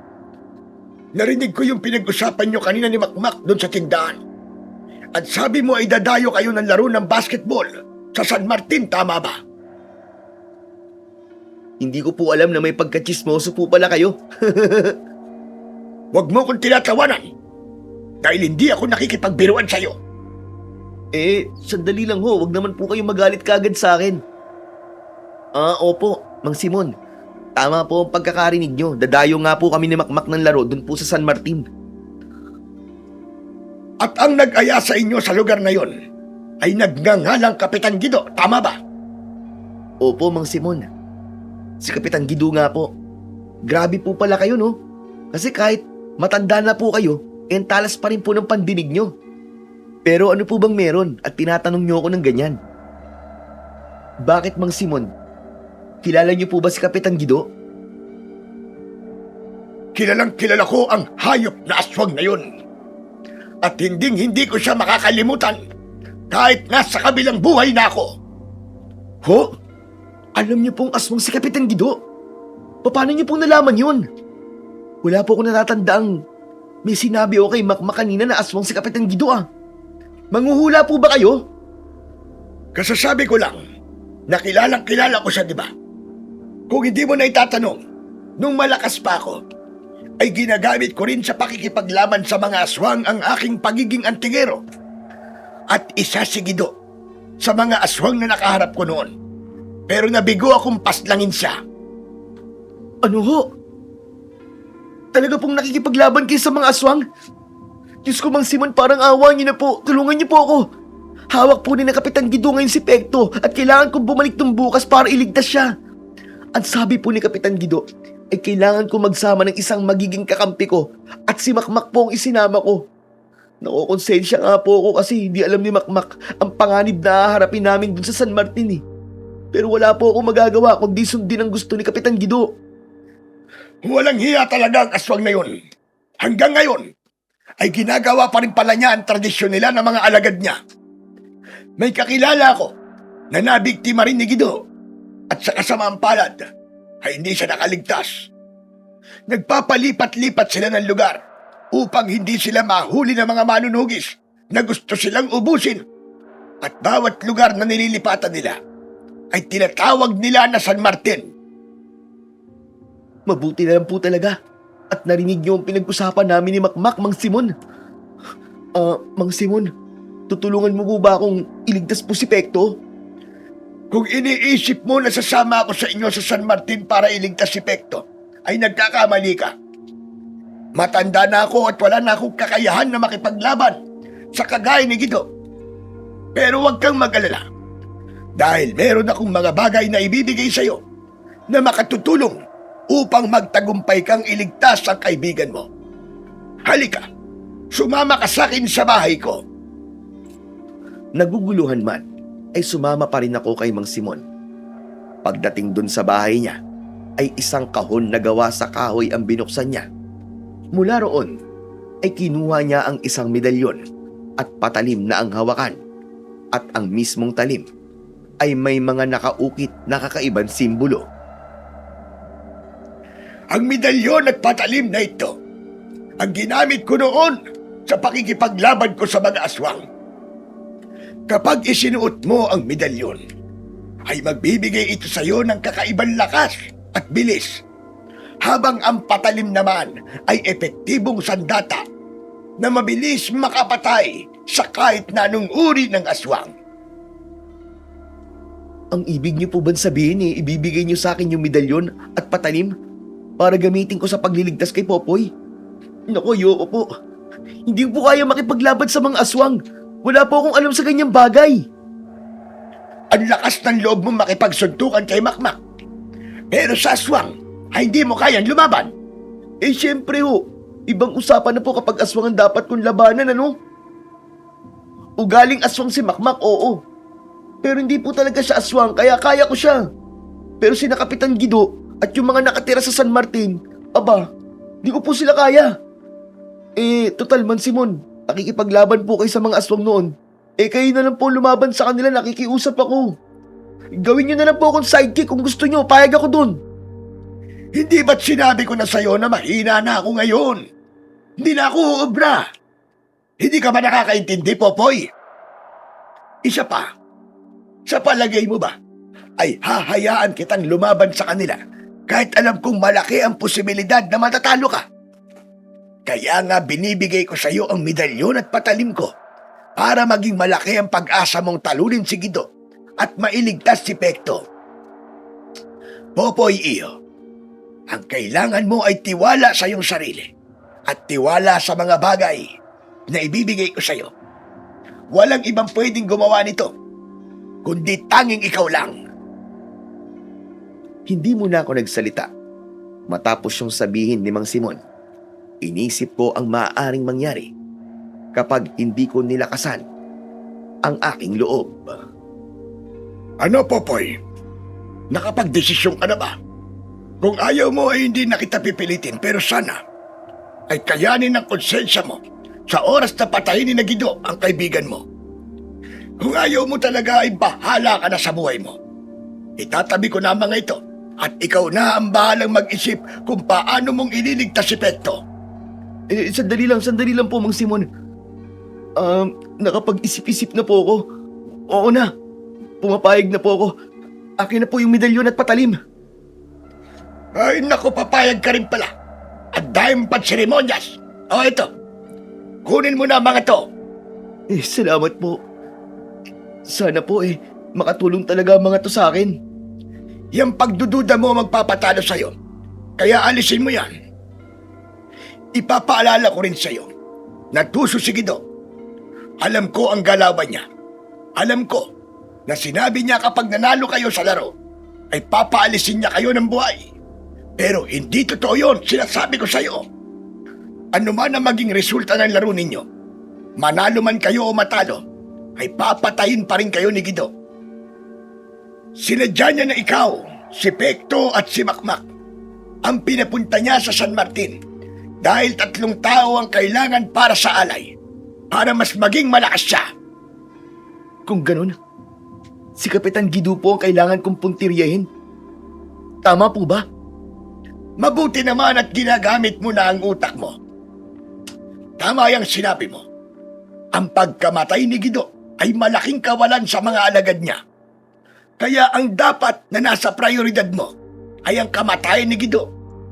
Kaya humanap ka ng magandang pagkakataon para patayin si Guido nang sa ganun ay makaalis kayo ng buhay.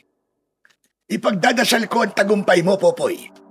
At oo nga pala, bilang dagdag na proteksyon, ay magdala ka rin ng maraming asin at bawang. Takot sa mga yon ng aswang, at malaki rin ang maitutulong ng asin at bawang sa inyo. Tatandaan ko po ang lahat ng sinabi nyo. Maraming salamat po, Mang Simon. Lalakasan ko na lang po ang loob ko, kahit takot na takot po ako sa maaaring mangyari sa amin sa San Martin bukas. Tinapik ni Mang Simon ang balikat ko at naramdaman ko sa simpleng tapik na yon ang pag-aalala niya para sa akin. May ilang bagay pang pinaalala si Mang Simon sa akin kung paano ko mapapatay si Kapitan Guido, at matapos yun ay umuwi na ako sa bahay. Nang sumunod na araw ay pilit kong nilabanan ang matinding kaba at takot ko.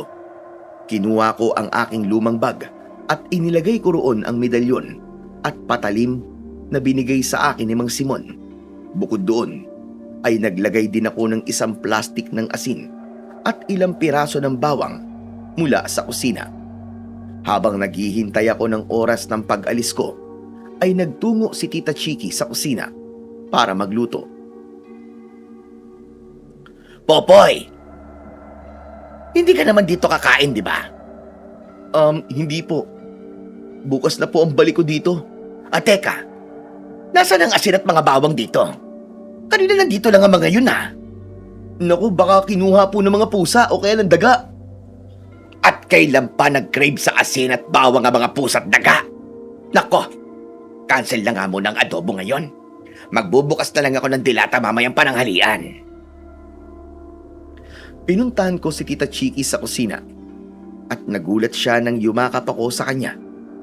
Nang sandaling yung kasi ay nakaramdam ako ng lungkot dahil napagtanto kong walang kasiguraduhan kung makakaalis pa ba kami ni Pekto at Makmak doon sa San Martin ng buhay.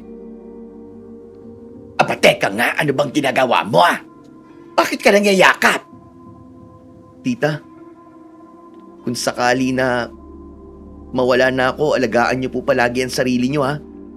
Saka sana maging matalino ka sa lalaking mamahalin mo. Hindi porke gwapo, bibigay ka na kagad. Ano ka ba? Bakit ganyan ka magsalita? Parang mamamatay ka na. Tita, hindi po kasi natin alam kung kailan tayo mawawala, kaya naisip ko pong sabihin sa inyo mga to. Tita, gusto ko rin po magpasalamat kasi ikaw na po ang tumayong nanay at tatay ko simula nang iwanan ako ng mga magulang ko. Kahit po marami ang tinatawanan at kinukutsa ka dahil bakla ka, ay hindi nun mabuburaan lahat ng sakripisyo mo para palakihin ako. At naiintindihan ko rin po kung minsan mainit ang ulo mo at nakapagsasalita ka ng masakit sa akin. Kasi alam ko na marami ka ring iniisip at mga problemang hindi mo sinasabi sa akin. Bakit ba parang ang drama mo ngayon? Diyos ko! Naiiyak tuloy ako eh. Hindi. Hindi ako pwedeng umiyak kasi sayang ang make-up ko. Halos 1 oras ako nag-makeup at hindi to pwedeng mabura na dahil lang sa aking mga luha, no? Pero Popoy, super happy ako na narinig ko mga salitang yan mula sa iyo. Yes, nahirapan ako ng sobra nung inako ko ang responsibilidad sa iyo. Pero wala akong pinagsisisihan na ginawa ko yon. Alam mo kung bakit? Dahil lumaki kang mabuting tao, Popoy. Para sa akin, ay isang malaking achievement na yon. At pasensya ka na, ha? Kung madalas kitang mapagalitan dahil tama ka. Marami akong iniisip at mabilis talagang uminit ang ulo ko. Ay nako, ganito na nga yata kapag tumatandang walang jowa. Sige na nga. Diyos ko tayo. Umalis ka na nga at alam ko malayo pa ang pupuntahan mo. Basta galingan mo. At bumalik ka rito, ha? Hihintayin kita. Humiwalay na ako sa pagkakayakap kay Tita Chiki at napansin ko na maluwa-luwa siya. Matamis akong ngumiti sa kanya at saka ako nagpaalam. Kahit paano ay nabawasan ang pangamba ko kung sakaling mamatay ako mamayang gabi dahil nasabi ko na kay Tita Chiki ang matagal ko nang gustong sabihin sa kanya. Umalis ako sa bahay. Nadala ang bag na naglalaman ng mga gamit na alam kong makakatulong sa amin ni Pekto upang makaalis kami ng buhay sa San Martin. Pagdating ko sa basketball court ay naroon na si Makmak. Nakasuot siya ng paborito niyang jersey. Ang tagal mo naman. Kanina pa ako rito eh. Masusunog na ang balik ko sa tindi ng sikat ng araw, oh. Saktong 10:00 pa lang kaya. Bakit kasi idagahan mo punta mo rito? Aba, mabuti nang maaga kaysa late. Teka nga pala, nasan ba si Pekto? Bakit di na lang siya ang sinama mo? Di ba? Siya ang best friend mo? Dapat siya ang sinama mo, hindi ako. Ano kasi, may pinuntahan si Pekto kaya hindi siya pwede. Saka, di ba kailangan mo ng pera? Kaya ikaw ang isasama ko sa San Martin. Sa bagay, kailangan na talaga namin ng pambayad sa ospital para makalabas na ang nanay ko. Kaya sana manalo tayo. Galingan mo ha. Mananalo tayo, sigurado ako dyan. Basta galingan mo din sa paglalaro. Hindi mo na kailangan sabihin sa akin yan kasi magaling talaga ako. Mas magaling pa nga ako sa'yo eh. At kaya lang kayo nananalo sa akin ay dahil sa ibang bagay ka magaling. Magaling ka sa pandaraya. Pwede ba, Makmak? Tanggapin mo na lang na lahat ng panalo ko sa laro natin ay hindi ko inaluan ng pandaraya. Wala sa pagkatao ko mandaya dahil hindi ko matatawag na isang pagkapanalo ang isang panalo kung ginamitan ko yun ng pandaraya.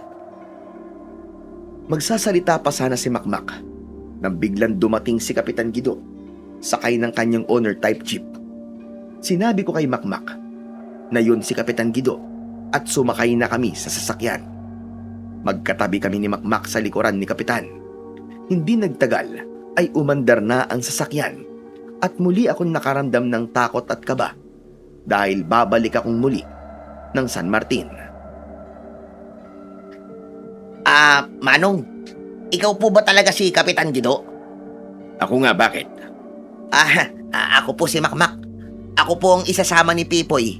Popoy, sorry po. Ako po si Makmak. Ako po ang isasama ni Popoy sa paligan nyo ng basketball. Pwede ko po bang malaman kung magkano po magiging premyo namin kapag nanalo kami sa laro? Saka nyo na malalaman kapag nanalo na kayo. Pero huwag ka mag-alala. Dahil sigurado ko na matutuwa kayo sa premyong makukuha nyo. Popoy, sinabi mo ba sa kanya ang lahat? Bukod po sa alam niyang dadayo kami sa paligan niyo sa San Martin, wala na siyang ibang alam. Sandali. Bakit parang may alam kayo na hindi ko alam? Mamaya malalaman mo rin ang lahat, Makmak. Kaya ngayon pa lang ay humihingi na kagad ako ng sorry sa'yo. Ano? Sorry? Bakit ka sorry? Hoy, kung di mo sasabihin sa akin ang lahat ng dapat ko malaman, hindi na ako sasama sa inyo. Hindi ka ba marunong maghintay? Malalaman mo rin mamaya kaya manahimik ka na lang muna. Anong manahimik? Malay ko ba kung may gagawin pala kayong masama sa akin? Paano kung hindi pala paliga pupunta natin?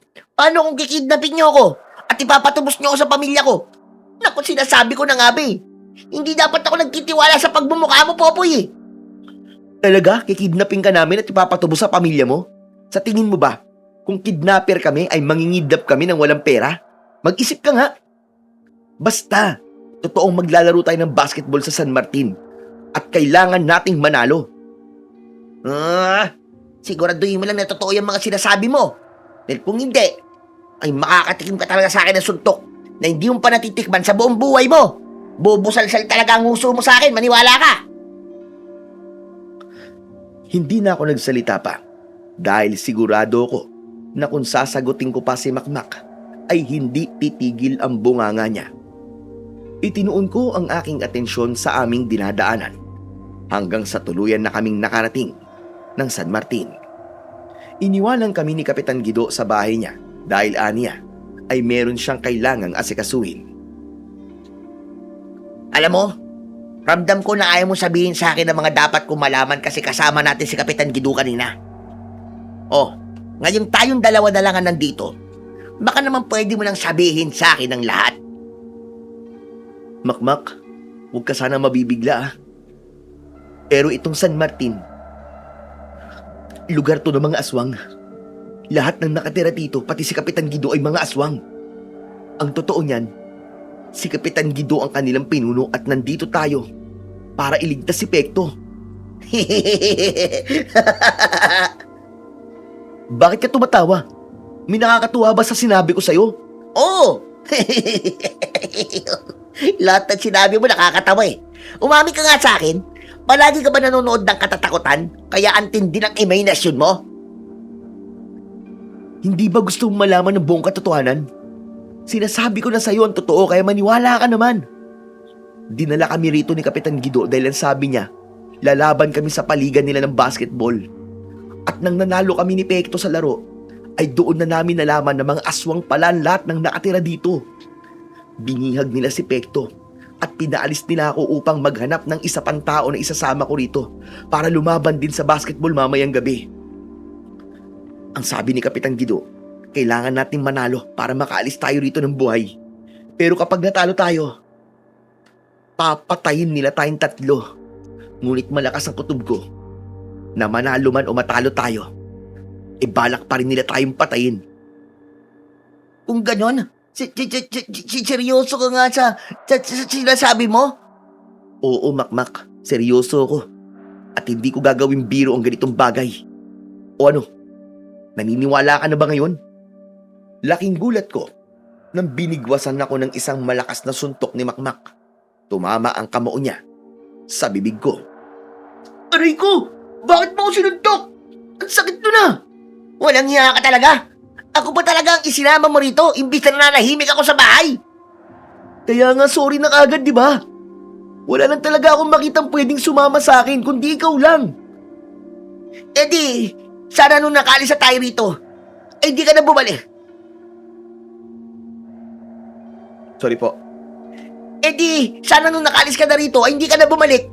Pinabayaan mo na lang sana ang Pekto na yun dito. Hindi ko kayang gawin yan, Makmak. Matalik kong kaibigan si Pekto. At hindi ko kayang hayaan na mamatay siya sa baryong to. Basta. Bahala ka na sa buhay mo. Aalis na ako rito. Sa tingin mo ba, ay hahayaan ni na Kapitan Guido na umalis ka rito? Isa pa, napakalayo nitong San Martin. At kapag umalis ka, ay aabutin ka na ng dilim sa daan. Mga aswang sila.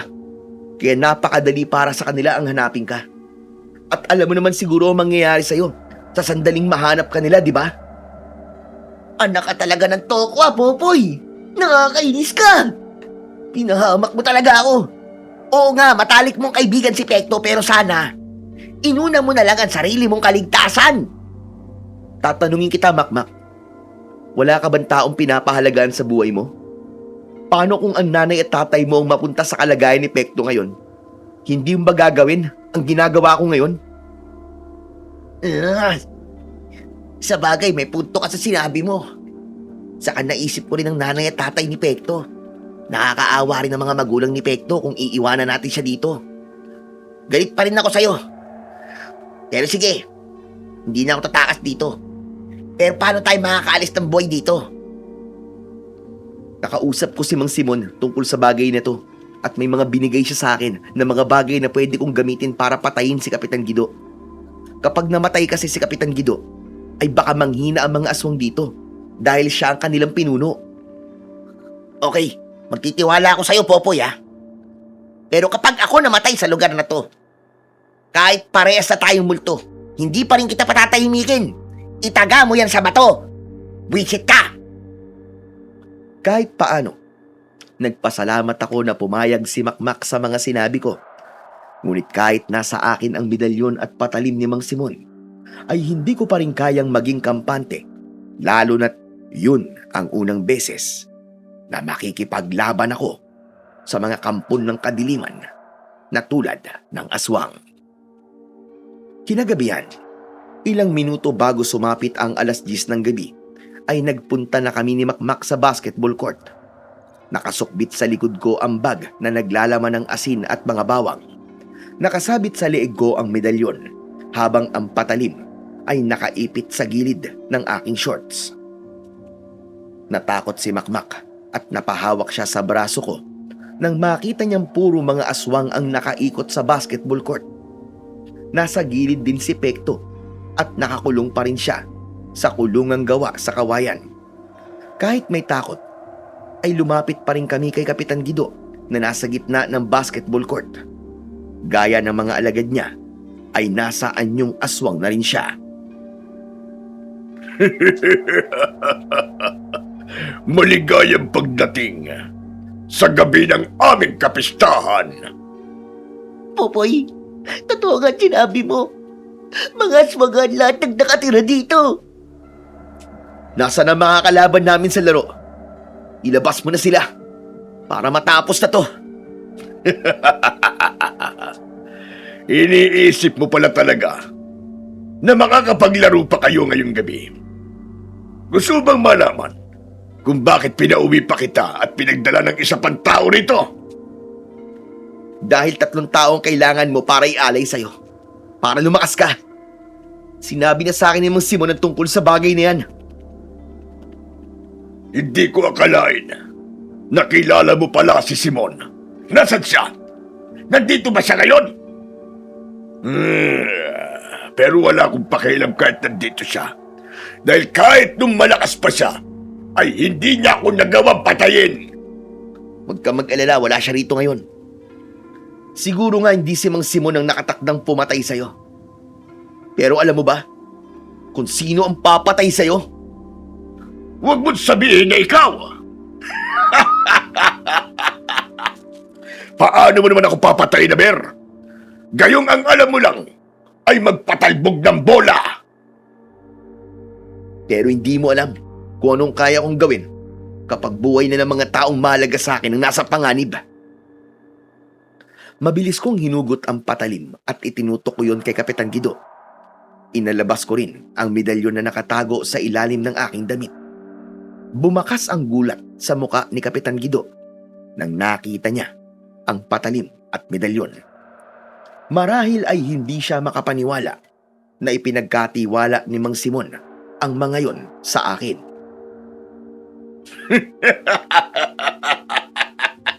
Natatandaan ko ang medalyon at patalim na yan. Ginamit na ni Simon sa akin ang mga yan noon. Pero hindi siya nagtagumpay na ako ay patayin. Pues, sisiguraduhin kong hindi ka na makakaligtas sa pagkakataong ito. Ibinigay ko kay Makmak ang bag at nagmamadali niyang inilabas ang asin at mga bawang. Sinabuyan niya ng asin ang mga aswang na nagtangkang lumapit sa amin. Isang kahangalan na iniisip nyo na mauubos nyo kami sa ginagawa ninyo. Nagsasayang lamang kayo ng pagod. Hindi namin planong ubusin kayo. Sapat na sa amin ang mamatay ka! Sinugod ko si Kapitan Guido gamit ang patalim. Ramdam ko ang lakas at bilis na binibigay sa akin ng medalyon. Walang tigil kong iwinasiwas ang patalim sa kanya. Pero napakadali niya lang yun na iiwasan. Sige lang, Popoy. Pagurin mo sarili mo. Ubusin mo ang lakas mo. At pagkatapos, ako naman ang aatake. Ano, Popoy? Tapos ka na ba? Ngayon, ako naman! Bigla akong sinunggaban ni Kapitan Guido at malakas akong sumigaw nang naramdaman ko ang pagbaon ng matutulis niyang kuko sa dibdib ko. Napaatras ako, ngunit hindi ko inalis ang pagkakatutok ng patalim sa kanya. Sinabi ko na sa'yo kanina na hindi mo ko kaya kahit anong medalyon o sandatang gamitin mo. Huwag mo nang pahirapan ang sarili mo, Popoy. At hayaan mo na lang na maging alay kayo ng mga kasama mo. Isipin mo na lang na isang malaking karangalan ang maging kasangkapan upang mas maging malakas ako. Hanggat tumihinga ako, ay hindi ako susuko. Hindi ko hahayaan na gamitin mo kami para sa kasakiman mo sa kapangyarihan. Popoy! Ano nagagawin ko rito? Paubos lang asin at mga bawang! Naramdaman ko ang matinding takot ni Makmak ng mga sandaling yon. Pero sa kabila ng kawalan namin ng pag-asa, ay hindi pa rin ako pinanghinaan ng loob. Isiniksik ko sa aking utak na hindi kami pababayaan ng Panginoong Diyos. Paulit-ulit akong nagdasal sa Kanya na sana ay magkaroon bigla ng himala at kung anong klaseng himala ang kailangan namin para makaligtas kami sa gabing yon, ay wala talaga akong ideya. At tila sinagot ng langit ang dasal ko nang mula sa kung saan ay lumabas si Mang Simon. Isang mahabang kawayan na may matulis na dulo ang hawak niya. At dahil nasa akin ang atensyon ni Kapitan Guido, ay hindi niya nagawang makaiwas nang itarak ni Mang Simon ang kawayan sa katawan niya. Simon, anong ginagawa mo rito? Gulat na gulat ka, di ba? Hindi ka ba makapaniwala na matapos ang napakahabang panahon ay makikita mo pa ako? Mang Simon! Paano nandito ka? Di ba't sabi mo hindi mo ako tutulungan makipaglaban? Mamaya ka na magtanong. Tapusin mo na ang aswang na ito! Madali ka! Nang sabihin niyo ni Mang Simon, ay agad naman akong kumilos. Mabilis akong lumapit kay Kapitan Guido at nilaslas ko ang leeg niya gamit ang patalim. Sinundan ko yon ng saksak sa tapat mismo ng kanyang puso. Bumulwak ang malapot na dugo sa kanyang bibig at unti-unting naglaho ang bangis sa kanyang mga mata. Hindi! Hindi ito totoo! Hindi ang mga kagaya nyo ang papatay sa akin! Mahina kan talaga, Guido. Kung wala ang mga alagad mo, ay noon pa kita sana nagawang patayin. Pero anong pakiramdam na isang binatang walang karanasan sa pakikipaglaban sa mga aswang ang tatapos sa iyong buhay? Hindi na nagawang makasagot pa ni Kapitan Guido dahil tuluyan na siyang binawian ng buhay. Marahas na binitiwan ni Mang Simon ang kawayan na nakatarak kay Kapitan Guido at humarap siya sa mga aswang. Bakas ang takot sa muka ng mga aswang at doon ko nakitang totoo nga ang sinabi ni Mang Simon na kapag namatay si Kapitan Guido ay wala na ring silbi ang mga alagad nito. Kayong mga alagad ni Guido, kung gusto niyo pang mabuhay, ay umalis na kayo sa lugar na ito. Ang mga kagaya niyong aswang na sumunod sa maling tradisyon ay walang karapatang magkaroon ng tirahan. Ngunit kung gusto niyo namang ipagiganti ang pagkamatay ni Guido, ay wala namang problema sa amin. Basta tanda kayong harapin ang inyong kamatayan at katapusan. Ano? Naghihintay kami! Sumugod na kayo! Natakot ang mga aswang sa sinabi ni Mang Simon. Halos magkandara pa ang mga yon sa pagtakbo palayo. Nang kami na lang ang naroon, ay dun na ako nakahinga ng maluwag. Aba, mukhang malalim yata ang sugat mo, Popoy. Ayos ka lang ba? Ayos lang po ako, Mang Simon. Malayo naman po to sa bituka. Pero paano po kayo nakapunta rito? Ang akala ko ba'y hahayaan niyo ako makipaglaban kay Kapitan Guido nang ako lang? Sa palagay mo ba ay kaya kitang pabayaan? Lingid sa kaalaman ninyo, ay kinausap ko si Elmer. Yung tricycle driver ba dun sa lugar natin? Sinundan namin kayo nung papunta kayo rito. Buti pala sinundan niyo kami kasi kung hindi, malamang patay na po kami ngayon at ginawa na kaming alay ng buwisit na Kapitan Guido na yun. Pero nakakalungkot, wala pala talaga tayong mapepera dito. Yari! Hayaan mo na, Makmak. Ang importante ay nakatulong ka na pabagsakin si Kapitan Guido.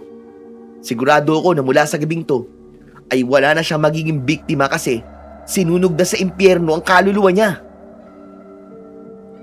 Ano ba, hoy? Magkagantuhan na lang ba kayo dyan o papakawalan niyo ako dito? Ipapaalala ko lang ha, wala kayo sa talk show! Saka lang namin naalala si Pekto nang sumigaw siya. Pinagtulungan naming sirain ang kulungan niya at hindi nagtagal ay napakawalan na namin siya. Magkakasama kaming naglakad hanggang sa narating namin ang tricycle ni Elmer. Yun ang ginamit namin para makauwi sa aming lugar. Sa totoo lang, Sir Blair, hindi ako makapaniwala sa mga nangyari nung gabing yun. Napakasaya ko at abot langit talaga ang pasasalamat ko sa Panginoong lumikha dahil hindi niya kami hinayaang masaktan at mangibabaw ang kasamaan laban sa kabutihan. Nang makarating kami sa aming baryo, ay umuwi na sina Pekto at Makmak sa kanilang bahay. Maya-maya ay huminto ako sa tapat ng aming bahay at humarap ako kay Mang Simon. Inabot ko sa kanya ang medalyon at ang patalim na ibinigay niya sa akin. Mang Simon, bago ko po makalimutan, binabalik ko na po ang mga to sa inyo. Maraming salamat po talaga sa tulong niyo sa akin. Hindi mo na kailangang ibalik sa akin ang mga yan, Popoy. Ikaw na ang bagong nagmamay-ari ng mga yan. Dahil nakita ko na karapat-dapat kang magmay-ari ng aking medalyon at patalim. Ho? Sigurado po kayo? Akin na po ang mga to? Oo, sigurado ko, Popoy. At sigurado rin ako na hindi ako magsisisi sa desisyon kong ito dahil ipinakita mo na handa kang ibuwis ang sarili mong buhay para sa mga taong importante sa iyo. Basta't ipangako mo na gagamitin mo lang ang mga yan sa tama at sa kabutihan. Pangako po, Mang Simon. Gagamitin ko po ang mga to sa pagtatanggol sa mga walang kalaban-laban. Hindi po kita bibiguin. Matapos ang lahat ng nangyari, ay naging kaibigan na rin namin si Pekto. Sorry po, one more. Matapos ang lahat ng nangyari, ay naging kaibigan na rin namin ni Pekto si Makmak. Sa tuwing may laro kami ng basketball, ay magkakakampi na kami at nagtutulungan para manalo. Dahil sa mga premyong napapanalunan namin, unti-unti naming natulungan si Makmak hanggang sa tuluyan ng makalabas sa ospital ang nanay niya. Samantala, iningatan ko ng mabuti ang medalyon at ang patalim na ibinigay ni Mang Simon dahil ang dalawang yon ang nagligtas sa amin nung gabing inakala kong hindi na kami makakalabas ng buhay ng San Martin. Nagpatuloy ako sa pag-aaral hanggang sa nakapagtapos ako. Sa kasalukuyan po, Sir Blair, ay isa na po akong business owner. Hindi man natupad ang pangarap kong maging professional basketball player, ay masaya pa rin ako dahil palagi kong kasama ang aking mag-iina. Ang huling balita ko pala sa San Martin ay wala na roon ng mga aswang at isa na yung abandonadong lugar. Napatunayan ko rin kung gaano kahalaga ang pagkakaroon natin ng mga tunay na kaibigan dahil sa oras ng kagipitan at problema, sila ang unang tatayo sa tabi natin at kasama nating haharap sa lahat ng problema at pagsubok natin sa buhay. Hanggang dito na lamang po ang aking kwento. At sana po ay may natutunan po kayo na magandang aral. Maraming salamat po sa walang sawa niyo pong suporta at pakikinig sa aking munting channel na The Voice Addict. Sa mga hindi pa po nakakapag-subscribe, pindutin niyo lang po ang subscribe button at i-hit niyo po ang notification bell. At malaya din po kayo mag-comment upang sabihin niyo po ang inyong saloobin sa kwento. Muli, maraming salamat po at mabuhay po kayong lahat. Hanggang sa muli, mga idol.